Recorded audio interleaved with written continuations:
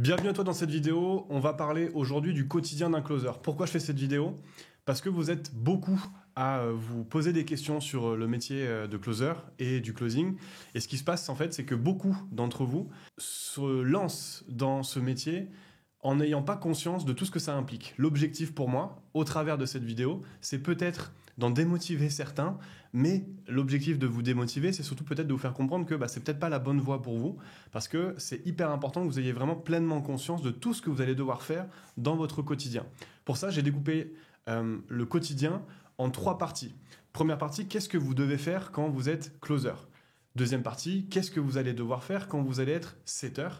Et troisième partie, le quotidien d'un sales en freelance, à quoi ça ressemble? Quand je vais dire les mots sales, vous penserez commerciaux, si vous n'êtes pas encore à l'aise avec les anglicismes, je vous pardonne. Non, pas du tout. Qu'est-ce qu'on dit? Je m'excuse d'avance pour tous les anglicismes que je vais vous balancer dans la vidéo. J'essaierai de vous traduire. Je sais qu'il y en a plusieurs d'entre vous qui ne sont pas à l'aise avec ça, donc je ferai de mon mieux. Donc on commence par le premier point, évident, mais qui va être de prendre des appels. Donc vous êtes beaucoup à venir dans le closing parce que vous aimez le relationnel, vous aimez guider, accompagner, c'est super, mais votre quotidien en tant que closer, ça va être de prendre un maximum d'appels pour essayer d'avoir le maximum d'opportunités parce que vos commissions et votre chiffre d'affaires dépend du nombre de ventes que vous allez faire dans le mois. Donc, moins vous allez prendre d'appels, moins vous aurez d'opportunités et donc moins vous aurez de chiffre d'affaires. Donc, les promesses de gagne 10 000 € par mois à Bali en prenant 3 appels par jour, ça marche 2 minutes. Ensuite, deuxième point qui est bien connu des commerciaux, des managers également, mais qui fera aussi partie de votre quotidien. Oui, vous êtes entrepreneur, mais vous êtes entrepreneur dans la vente. Et donc, remplir son CRM fera partie des missions que vous devrez faire et je vous invite fortement à y veiller parce que de 1, vous serez bien vu par votre entreprise et de 2, même pour vous, vous aurez un meilleur suivi sur la qualité des leads, sur le suivi de vos prospects et donc sur votre portefeuille client. En 3, participer au team meeting.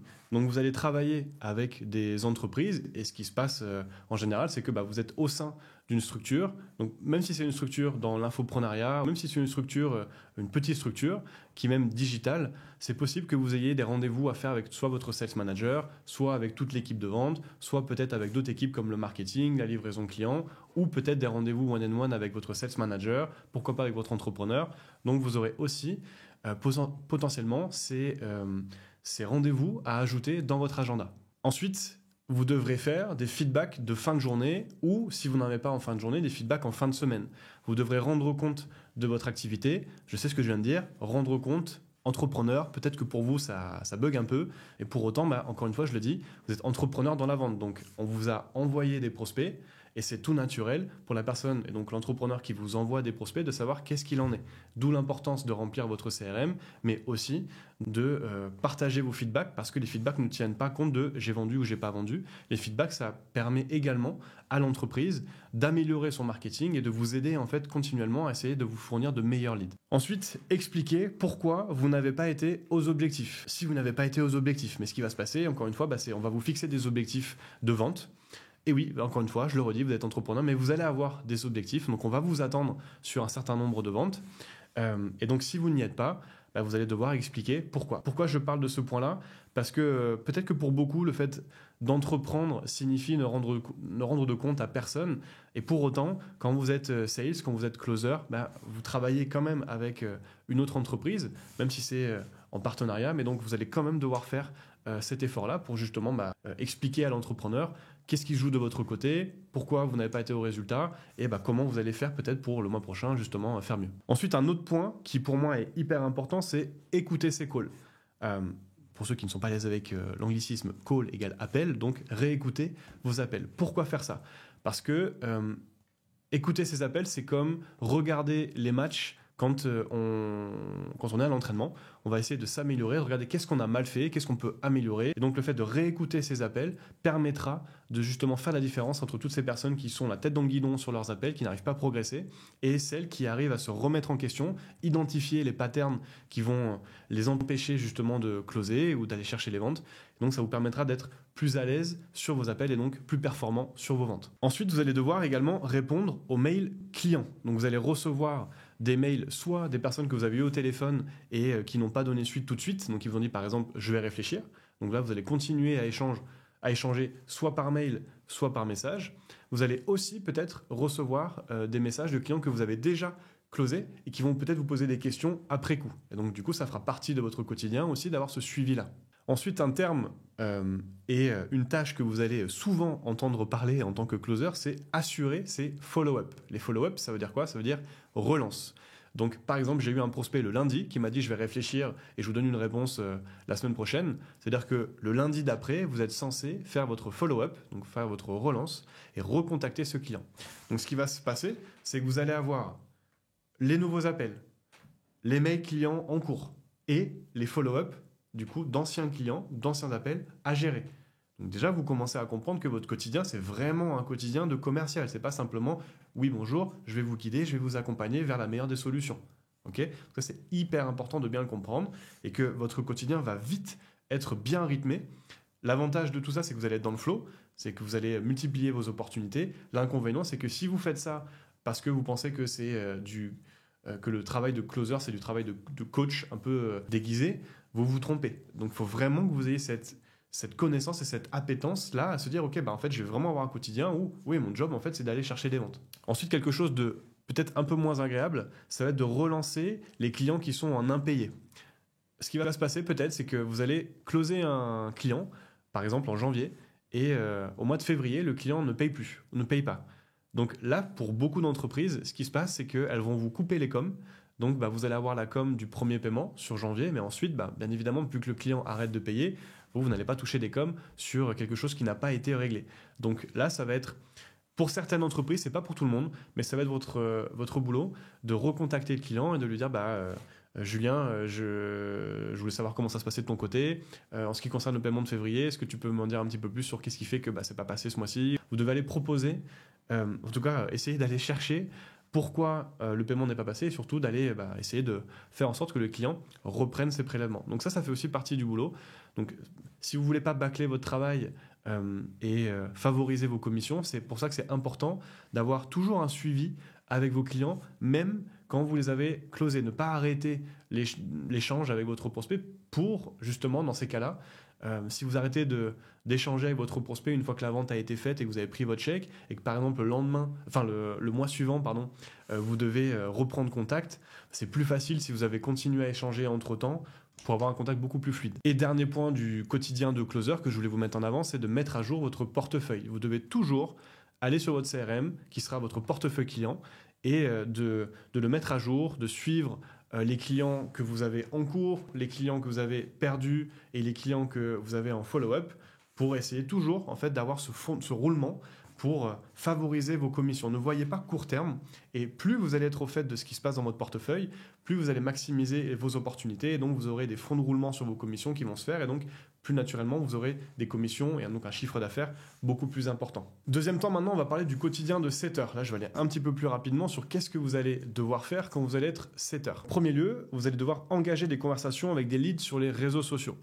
Donc un setter, je vais faire la différence, peut-être que vous verrez sur d'autres vidéos avec le SDR, mais un setter est très dépendant de ce qu'on lui donne à travailler, soit comme liste, soit comme base, soit justement comme source, je pense aux réseaux sociaux. Alors donc imaginons, je vais vous donner le compte Instagram d'un influenceur qui a plusieurs dizaines de milliers de personnes qui le suivent, et cette personne-là va faire un appel en story pour lui dire envoyez-moi un message si vous êtes intéressé pour vous former au closing, par exemple, avec Julien Moisson chez The Sales Nation.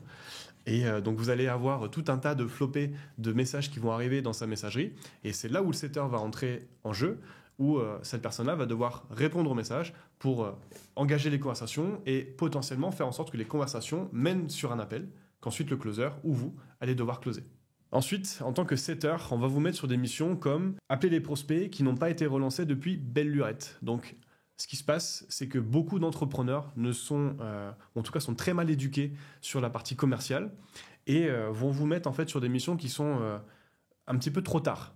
Donc par exemple, vous allez avoir des personnes qui n'ont pas relancé leur base prospect depuis peut-être 6 mois quand tout va bien, voire plusieurs années quand ça va pas, et vont vous engager pour que vous preniez votre téléphone et que vous appeliez toutes ces personnes-là pour essayer d'identifier des opportunités. Alors peut-être que ça peut paraître du sale boulot, mais en tout cas, ça fait partie de vos missions. Et comme on dit, l'argent est dans le follow-up. Donc c'est pas parce que la base n'a pas été non plus traitée depuis plusieurs semaines, mois, voire années, que vous n'avez pas de business à faire. Bien sûr, ça sera plus difficile, mais par contre, vous aurez quand même des opportunités à aller chercher. En tout cas, ça fera partie de votre quotidien. Ensuite, vous allez devoir appeler des listes de prospects qui se sont inscrits à un webinaire ou qui ont opt-in. Opt-in, qu'est-ce que ça veut dire? C'est-à-dire, en fait, je vois une publicité, j'arrive sur une page et en fait, je dois laisser mon email pour pouvoir accéder soit à la vidéo, soit au webinaire ou peu importe. Et donc, toutes les personnes qui ont laissé leur email pour voir la vidéo, par exemple, vous allez être mis sur cette mission de « Ok, Julien, on a un webinaire demain. Donc, demain, on sera mardi. On a 150 personnes qui se sont inscrites. Je veux qu'aujourd'hui, lundi, tu contactes les 150 personnes pour leur rappeler que demain, on a un webinaire et de bien participer. » De faire ça, ça permet d'augmenter ce qu'on appelle le show-up rate, donc du coup le taux de participation au webinaire. C'est super important parce que plus il y a de personnes au webinaire, plus il y a de chances de générer des appels et plus il y a de chances de faire des ventes. Et donc votre mission ici sera de contacter ces personnes-là simplement pour les relancer et essayer d'aller vraiment valider soit un besoin ou au moins leur participation à l'événement en question. Ensuite, vous avez bien compris, quand on est setter, il y a un tas de conversations qui sont en cours et donc votre objectif, comme un closer, sera de suivre votre CRM, donc de suivre l'ensemble des conversations que vous allez avoir pour justement ne pas perdre le fil, ne pas perdre des opportunités que vous êtes en train de déceler, de dénicher, et donc d'avoir vraiment cette vision globale sur tout ce qui est en train de se passer de votre côté. Et pour terminer, toujours mettre à jour votre CRM, parce que vous allez être bien évidemment regardé aussi sur vos performances, et un setter, contrairement à un closer, sera plus regardé sur le nombre de rendez-vous qu'il arrivera à booker, donc le nombre de rendez-vous qu'il arrivera à apporter, soit au closer, ou à générer en plus de ce qui est déjà fait par le marketing. Vous l'avez bien compris, sur ce travail de setter, il y a une grosse partie qui est de la chasse. Donc si vous n'aimez pas ça, et que vous attendez simplement du métier soit de closer ou en tout cas de sales en freelance, qu'on vous apporte sur un plateau d'argent des prospects, sachez que ça va être très compliqué parce que le marché et les entreprises sont de plus en plus demandeuses justement de ce genre de profil-là. Alors chez nous, chez The Sales Nation, on a vraiment fait le choix de donner toutes leurs chances à nos élèves en leur donnant le maximum d'opportunités pour générer des commissions. Et pour ça, ça fait partie du deal, c'est de dire pour avoir un maximum de chances de générer des commissions, vous devez aussi avoir cette appétence-là et vous dire ok, oui, j'ai envie d'aller parler, oui, j'ai envie d'aller me challenger, non, je ne vais pas attendre simplement qu'on m'envoie des leads. À partir du moment où vous avez accepté ça, le nombre de missions qu'on va pouvoir vous proposer va tripler. Mais par contre, ça va vous demander bien sûr d'avoir un minimum d'appétence commerciale. Mais si vous attendez simplement qu'on vous donne des missions sur un plateau d'argent et que pour vous c'est juste closer pour pouvoir travailler de chez vous le plus facilement possible, sachez qu'il y a de moins en moins de missions et de chances que vous génériez un beau chiffre d'affaires simplement en attendant ça. Et dernier point, là je vais vous parler globalement, quel est votre quotidien en tant que sales en freelance. Donc déjà de 1, je vais commencer par un point qui est hyper important pour moi parce que si vous comptez vous former avec nous, bien évidemment, vous allez devoir accepter aussi ce point-là, c'est que vous allez devoir être présent sur les réseaux sociaux pour développer votre réseau et votre présence en ligne. Donc, encore une fois, je ne vais pas vous mentir, et si vous n'êtes pas présent sur les réseaux et que vous n'aimez pas ça, vous allez encore une fois, donc là je dis encore une fois parce qu'on a parlé du setting juste avant, donc le fait d'aller sur des missions de chasse, là si en plus vous ne voulez pas vous montrer sur le réseau, vous ne voulez pas développer votre réseau personnel, vous allez encore cutter des opportunités de générer des missions. Un autre point de votre quotidien, c'est de développer votre réseau en dehors des réseaux. Donc je pense au networking, je pense aux after-work. Donc là, il y a pire. C'est sortir, rencontrer des gens, parler autour d'un café, d'un verre de vin, peut-être si vous aimez ça, chocolatine si vous êtes sur Bordeaux. Donc ça fait... c'est quelque chose qui est hyper important dans votre quotidien, même en tant que tout simplement d'entrepreneur. Plus je vais multiplier les contacts, pas forcément pour faire du business, mais simplement pour échanger, et plus en fait je vais élargir mes opportunités, et donc plus je vais avoir de chances justement d'attirer à moi des opportunités business et de faire du chiffre d'affaires. Un autre point qui sera très court, mais boire du café. Un bon closer boit du café. L'avant-dernier point, ça va être de vous former en continu. Ça, c'est ultra important parce que vous allez vous rendre compte que le marché va ultra vite, évolue ultra vite, comme les tendances. Je pense notamment à l'intelligence artificielle qui a vraiment tout bousculé et qui a tout bousculé aussi sur la manière dont on faisait de la vente et du commerce. Donc on a de plus en plus d'entreprises qui ajoutent l'intelligence artificielle soit sur leur marketing, mais aussi sur leur vente. Et donc, de votre côté, en tant que sales ou en tant qu'entrepreneur, vous n'allez pas devoir rester sur vos acquis et chercher constamment à vous développer, à apprendre de nouvelles compétences. Ça fait partie dans tous les cas du bon mindset d'un bon entrepreneur. Et je terminerai cette vidéo par ce dernier point qui est ultra important, surtout quand vous faites ce métier-là de sales ou de closer, c'est de prendre soin de vous. Vous allez être vraiment vite, pas débordé, mais vous allez avoir énormément d'appels, donc votre quotidien va être très rythmé.